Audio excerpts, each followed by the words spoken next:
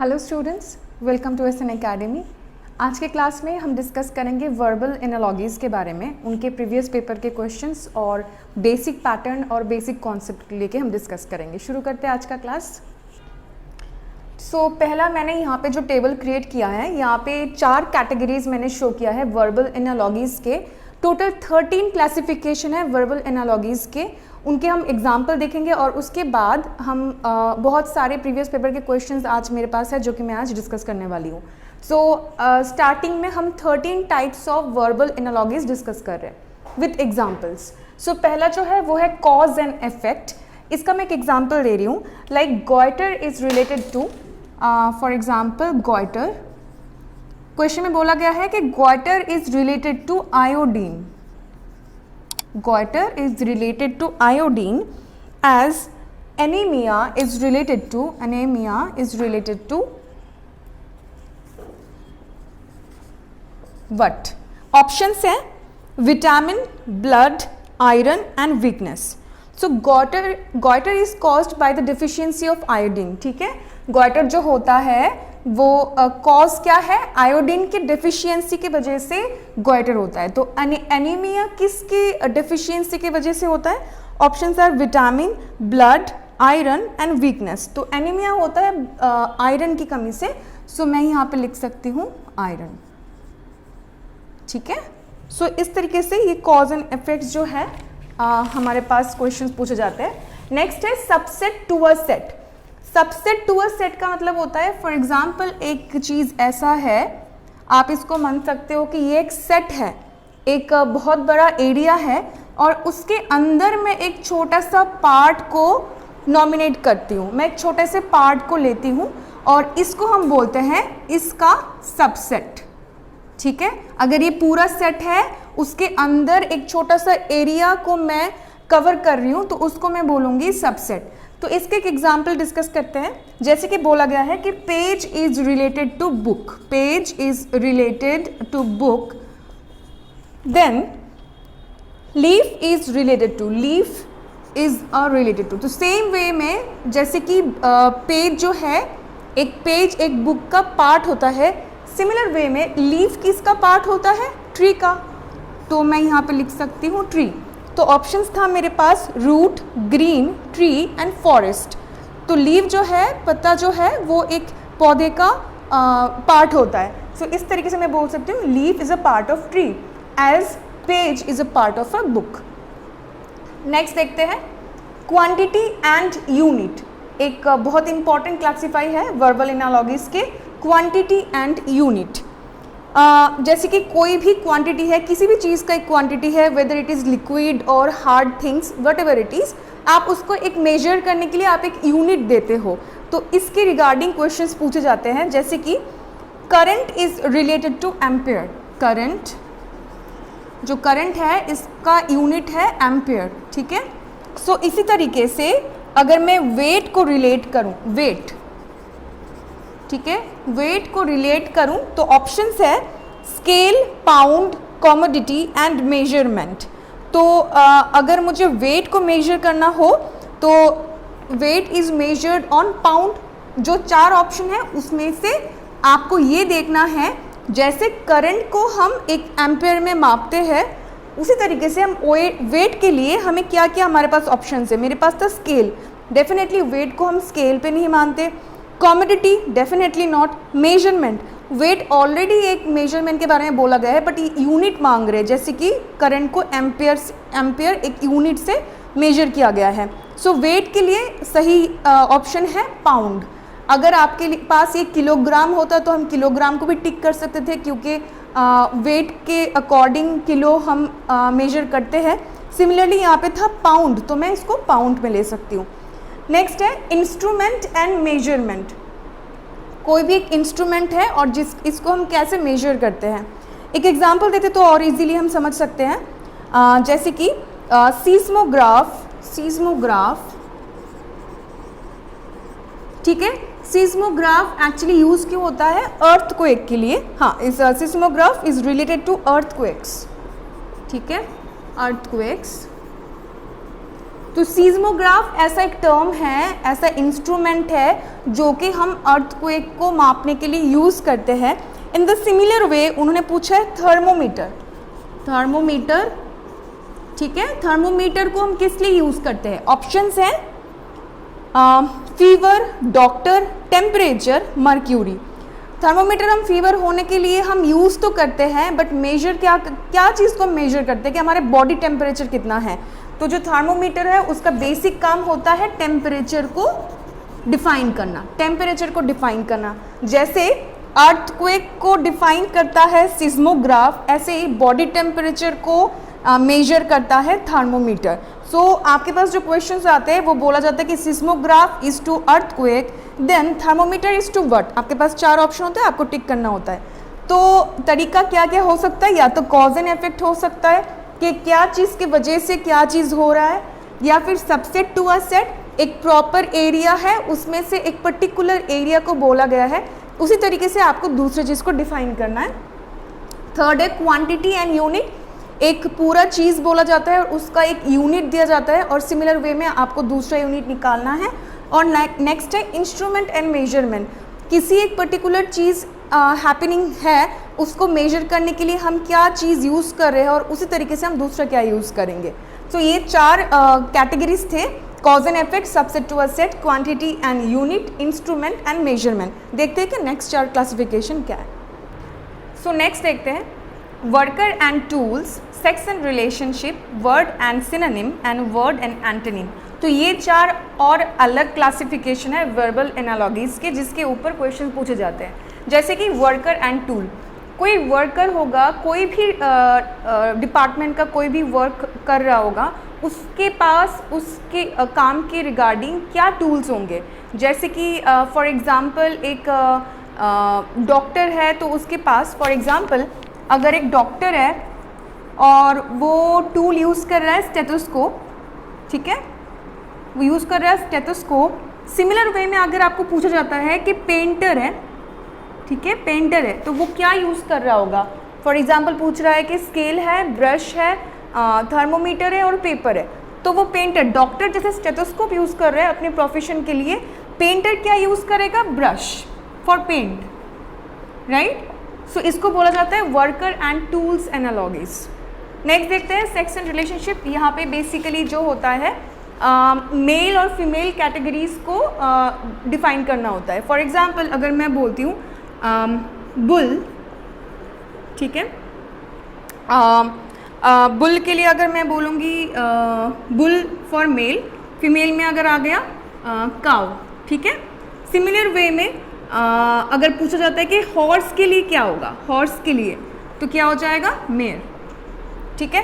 तो बुल आ गया male category में, फीमेल में आ गया काउ। सिमिलर में पूछा जाएगा कि हॉर्स के लिए क्या होगा, ऑप्शंस बहुत सारा दिया जाएगा, आपको सही ऑप्शन चूज़ करना है। तो हॉर्स के लिए क्या आ जाएगा? मेयर। तो ये जो है मेल और फीमेल कैटेगरीज, ये आपको पता होना चाहिए। बहुत ही बेसिक थोड़ा बहुत जो है वो आइडिया आपके पास होना ही चाहिए, अदरवाइज़ ये सारे क्वेश्चन अटेम्प्ट करना थोड़ा सा टफ होता है। Next word and synonym. तो जैसे कि फॉर एग्ज़ाम्पल मैंने बोला डर्ट के लिए स्कैरसिटी, ठीक है, डर्ट के लिए स्कैरसिटी, ठीक है। सिमिलर वे में पूछा गया सब्स्टिट्यूट के लिए क्या होगा? सब्स्टिट्यूट, ठीक है, सब्स्टिट्यूट के लिए क्या होगा? तो ऑप्शंस है मेरे पास replace, rumour, destroy and assume. Substitute का मतलब होता है कि इस चीज़ के बदले मैंने इस चीज़ को यूज़ किया, मतलब रिप्लेस किया। तो और नेक्स्ट था र्यूमर, र्यूमर तो सही चॉइस है ही नहीं। डिस्ट्रॉय मतलब होता है कि नष्ट करना, और एज्यूम मतलब इमेजिन करना। तो फिर डेफिनेटली सही ऑप्शन है मेरे पास रिप्लेस। तो यहाँ पे बेसिकली मैं क्या कर रही हूँ, मैं सिनोनिम को ढूंढ रही हूँ।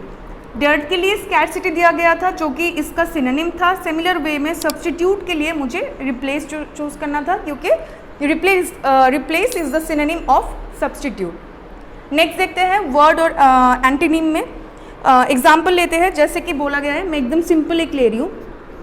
फॉर एग्जाम्पल बोला गया कि हेट के लिए लव है, सो क्रिएट के लिए क्या है? एग्जैक्टली सेम पैटर्न में आपको पूछा जाएगा कि हेट के लिए लव है तो क्रिएट के लिए क्या है, तो बिल्कुल ऑपोजिट हो गया। हेट के लिए लव तो क्रिएट, कुछ चीज़ बनाना, ऑपोजिट क्या हो जाएगा, ख़त्म करना, डिस्ट्रॉय करना। सो क्रिएट के लिए क्या हो जाएगा हमारे पास, डिस्ट्रॉय, या कुछ भी जो कि डिस्ट्रॉय को मीन करता हो, ऐसे वाले वर्ड को मुझे यहाँ पे चूज़ करना है। सो यहाँ पे पहले 4 ऑप्शन के साथ साथ मेरे पास और 4 कैटेगरीज आ गए। सो टोटल 8 कैटेगरीज हमने अभी तक डिस्कस किया वर्बल एनालॉजीज में।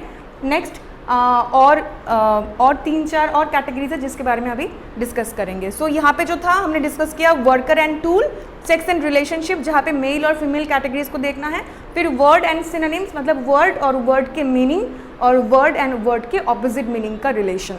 नेक्स्ट देखते हैं,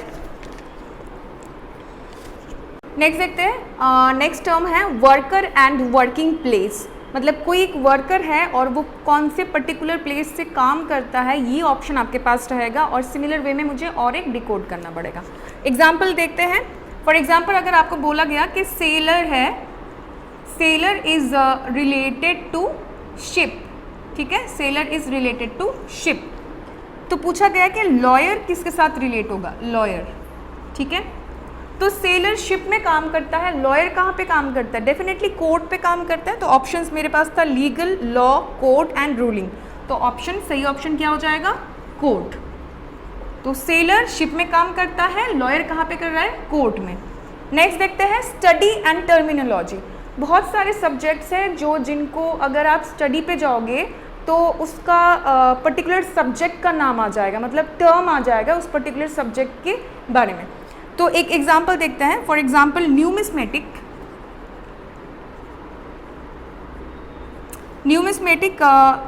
बोला गया है कि इसको कॉइन के साथ रिलेट कर रहा है। सो कॉइन के बारे में जो पढ़ाई होता है, कॉइन के रिलेट में जो भी स्टडी होता है उसको हम बोलते हैं न्यूमिस्मेटिक। सिमिलर वे में उन्होंने पूछा है कि palaeontology is related to what, palaeontology. So palaeontology जो होता है वो बेसिकली फॉसिल्स के साथ, फॉसिल्स ओरिएंटेड स्टडी जो होता है उसको हम बोलते हैं palaeontology. It's actually concept of one word substitution.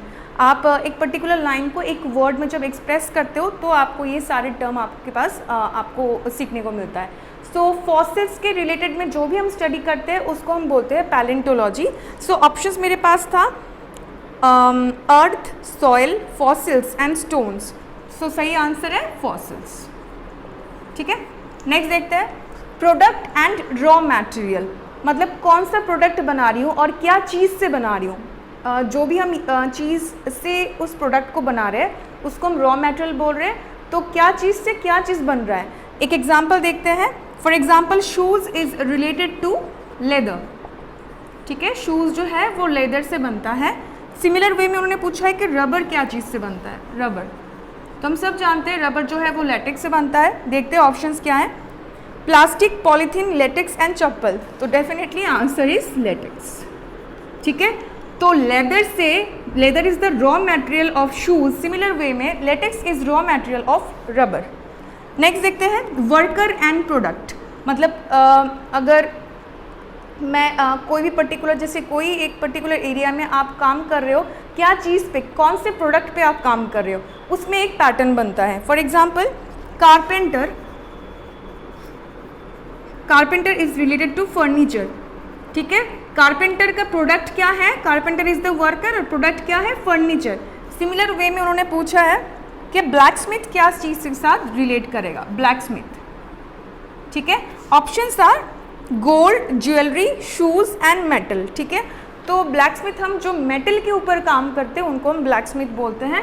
तो ऑप्शन क्या हो जाएगा, ब्लैकस्मिथ का प्रोडक्ट क्या है, मेटल, ठीक है। नेक्स्ट देखते हैं एसोसिएशन एंड रिलेशनशिप। तो अभी तक हमने 12 कैटेगरीज डिस्कस किया जो कि बहुत इजी है, आप इजीली उसके पैटर्न को पकड़ सकते हो। जैसे कि शूज़ क्या चीज़ से बनता है, रॉ मटेरियल है तो इसके लिए बोला गया है, या टर्मिनोलॉजी हो गया, या वर्क प्लेस हो गया, मेजरमेंट यूनिट हो गया। तो ये सारा जो है बहुत ही ईजी फॉर्म में जाता है। सबसे कंफ्यूजिंग फॉर्म जो है वो है एसोसिएशन एंड रिलेशनशिप। वहाँ पे एक एग्जाम्पल देखते हैं हम। यहाँ पे बोला है कि melt is related to liquid, जो मेल्ट होके वो क्या होता है, लिक्विड होता है। तो बेसिकली मैं बोल सकती हूँ कोई भी सॉलिड चीज़ जो कि मेल्ट होता है और फिर लिक्विड फॉर्म में आता है सिमिलर फॉर्म में मुझे पूछा गया है कि फ्रीज का साथ क्या रिलेट करोगे, फ्रीज के साथ। तो कोई भी सॉलिड चीज मेल्ट होता है तो वो लिक्विड फॉर्म में आता है, तो प्रोसेसिंग क्या है, मेल्टिंग प्रोसेस में कोई चीज लिक्विड फॉर्म में आता है। तो फ्रीजिंग हो रहा है, क्या चीज फ्रीजिंग हो सकता है कि सिमिलर वे में, तो मेरे पास ऑप्शंस है। कोई भी चीज़ फ्रीज होता है, फॉर एग्जांपल आप वाटर को ले लो, वाटर अगर फ्रीज हो रहा है तो वो कौन से फॉर्म में जाएगा, ऑप्शन से आइस, क्रिस्टल, वाटर, क्यूब्स। यहाँ पे फ्रीजिंग के बारे में बोला गया है, फ्रीजिंग होगा तो क्या हो जाएगा, रिलेशनशिप क्या बन सकता है, आइस, डेफिनेटली आइस। बट यहाँ पे बहुत लोग कंफ्यूज होकर वाटर करेंगे, but water is not the actual answer, क्योंकि आप प्रोसेस के साथ आउटकम को देख रहे हो। सॉलिड मेल्ट होता है, melt is the process to change the position from solid to liquid. Similar way में आप फ्रीजिंग कर रहे हो, तो फ्रीजिंग यहाँ पे सॉलिड है नहीं, बट हम ये अज्यूम कर रहे हैं कि मेल्टिंग हो रहा है, तो डेफिनेटली सॉलिड से हो रहा है। तो सिमिलर वे में फ्रीजिंग हो रहा है, तो कोई लिक्विड चीज़ को ही हम फ्रीज करके एक हार्ड चीज़ पे कन्वर्ट कर सकते हैं। तो फ्रीजिंग हो रहा है तो हम इमेजिन करेंगे कि कोई लिक्विड, फॉर एग्जांपल हम वाटर को ले रहे हैं, तो वाटर को फ्रीजिंग करेंगे तो वो कौन सी पोजीशन में आएगा, आइस के पोजीशन में। तो this right answer is ice. तो ये टोटल 13 कैटेगरीज है जो कि वर्बल एनालॉगीज में फॉलो किया जाता है। हर बार एसएससी के लिए बहुत इंपॉर्टेंट है, 1 से 2 क्वेश्चन ज़रूर पूछा जाता है वर्बल एनालॉगीज के ऊपर, और साथ ही साथ एनटीपीसी और स्टेट बैंक ऑफ इंडिया और आरआरबी में ये क्वेश्चंस पूछे जाते हैं। 1 से 2 क्वेश्चन रहते हैं, बट बहुत ही ट्रिकी होता है, बहुत ही कंफ्यूज करते हैं। सो आपको ऐसे क्वेश्चंस के लिए बहुत प्रैक्टिस भी करना है, और साथ ही साथ वन वर्ड सब्स्टिट्यूशन पे भी जोर देना है। और नेक्स्ट वीडियो में मैं और प्रीवियस पेपर के जितने क्वेश्चंस हैं, स्पेशली फ्रॉम एसएससी सीजीएल, वहाँ के जो पेपर्स के जो भी वर्बल एनालॉगीज के क्वेश्चन है उसके ऊपर हम डिस्कस करेंगे। सो देखते रहिए एसएन अकेडमी।